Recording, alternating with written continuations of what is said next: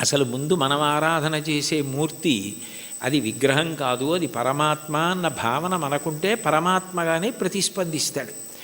వెంకటేశ్వరుణ్ణి దర్శించినటువంటి అన్నమాచార్యుల వారు ఆయన సాక్షాత్ శ్రీ మహావిష్ణువే అన్న ఉద్దేశ్యంతో ఆయనతో మాట్లాడుతున్న కీర్తన. అందుకే నేను నువ్వు నన్ను చూచి నువ్వు అన్న మాటలతో ఆయనతో మాట్లాడుతున్న సంబోధనతో ప్రారంభమైంది. అందులో అంటారు, నన్ను చూచి హరి నువ్వు నవ్వకుండేవా, నన్ను చూసి నువ్వు నవ్వకుండా ఉండలేవు, నాకు అర్థమైంది. అయితే నవ్వడం అనేటటువంటి మాటలో పరిహాసం చేయడం ఒక ఎత్తు. అంటే నువ్వు చేసేది తప్పు, నువ్వు చేసేది సరైన పని కాదు, అయోగ్యమైనది, అనౌచిత్యమైనది అన్నప్పుడు పరిహాసాస్పదంగా ఆయన నవ్వడం వేరు. వెంకటేశ్వరుడి నవ్వు శుచిస్మిత. రామాయణంలో అంటారే, తృణమంతరథ కృత్వా ప్రత్యువాచ శుచిస్మిత అంటారు. ఒక కన్నతల్లి పసిబిడ్డడి యొక్క అమాయకత్వానికి ఎంత శుద్ధమైన నవ్వు నవ్వుతుందో, ఎంత పవిత్రమైన నవ్వు నవ్వుతుందో, భగవంతుని యొక్క నవ్వు అంత పవిత్రంగా ఉంటుంది మనం చేసే అమాయకపు పనులు చూసి.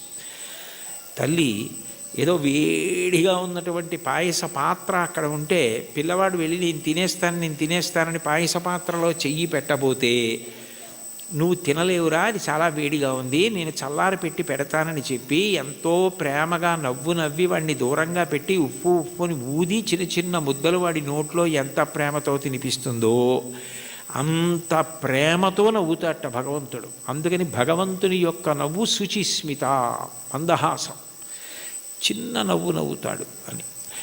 అందుకని మూకశంకర్లు మందస్మిత శతకం చేశారు. 100 శ్లోకములు ఆయన నవ్వు మీద చేశారు, అమ్మవారి నవ్వు మీద. అటువంటి భగవంతుడు దేనికి నవ్వుతున్నాడు అన్నమాచార్యుల వారిని చూసి అంటే, ఆయన నేను ఈ మార్గం పట్టుకున్నాను కాబట్టి నేను తరిస్తాను అని అనుకుంటున్న వాళ్ళని చూసి నవ్వుతాట. ఎందుకని అంటే, ఏ మార్గం మీరు పట్టుకున్నా అది ఎక్కడ వరకు తీసుకెళ్ళగలదు అంటే భగవంతుడు ఉన్న చోటుకి తీసుకెళ్ళగలదు, భగవద్ దర్శనం చేయించలేదు. మీకు అదేదో నేను గొప్ప కోసం చెప్పట్లేదు, ఉదాహరణ మీకు బాగా పట్టుకోవడానికి చెప్తున్నాను. మీకు నన్ను చూడాలి అని అనిపించింది అనుకోండి, ఆయన ఎక్కడ ఉంటారండి అని అడుగుతారు. ఏదో పలానా చోట ఉంటారండి అని చెప్పారనుకోండి, మీరు అక్కడికి రాగలరు.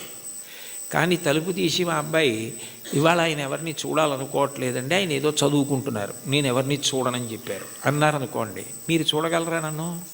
సాధ్యం కాదు.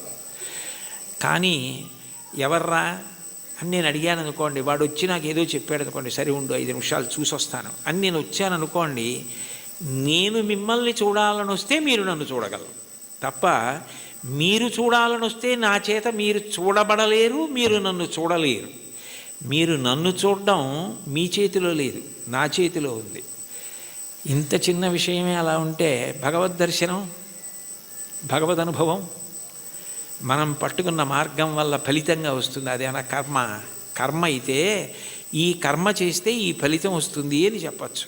అబ్బాయి నువ్వు ఈ పొలాన్ని దున్నవయ్యా, విత్తనాలు వెయ్యి, ఇలా నీరు పెట్టు, మొక్కలు వస్తాయి అని చెప్పచ్చు. భగవన్మార్గంలో నువ్వు ఈ మార్గాన్ని పట్టుకుంటే నీకు తప్పకుండా భగవద్ దర్శనం అయిపోతుంది, మోక్షం పొందగలవు అనుకుంటే అందులో ఎప్పుడూ 2 అంగుళాలు తక్కువ వస్తుంది. నేను చేస్తున్నాను కర్తృత్వం, దాని చేత ఈ ఫలితం వస్తుంది ఒక ఆశ. ఈ 2 మనసులో ఉండి పాటించిన ఏ పద్ధతి కూడా భగవంతుణ్ణి పూర్తిగా చేరనివ్వదు. అదే భాగవతంలో ఉలూకల బంధనం. యశోద ఎంత ప్రయత్నించి కృష్ణుడి బొజ్జ కట్టేద్దామని తజ్జనని లోగిటంగల రజ్జు పరంపరల తేవంగా ఆ బొజ్జ తిరిగి రాదయ్యే జగజ్జాలములున్న బొజ్జ కట్టందరమే. ఇన్ని తాళ్ళొచ్చి ముళ్ళేసి చుట్టూ తిప్పినా 2 అంగుళాలు తక్కువ వస్తూనే ఉంది. ఏమిటి 2 అంగుళాలే తక్కువ వస్తుంది? ఇన్ని తాళ్ళు ముడేసి పొట్ట చుట్టూ తిప్పినా పొట్టకి తక్కువ అవ్వకూడదు కదా, ఎన్ని తాళ్ళు కలిపి ముడేసినా 2 అంగుళాలే తక్కువ అన్న ఆలోచన ఆవిడికి రాలేదు. ఆవిడ మరిచిపోయింది. ఆవిడ ఇందులో నిమగ్నమైపోయిందంటే ఆయన్ని కడదాం అనుకుందంతే.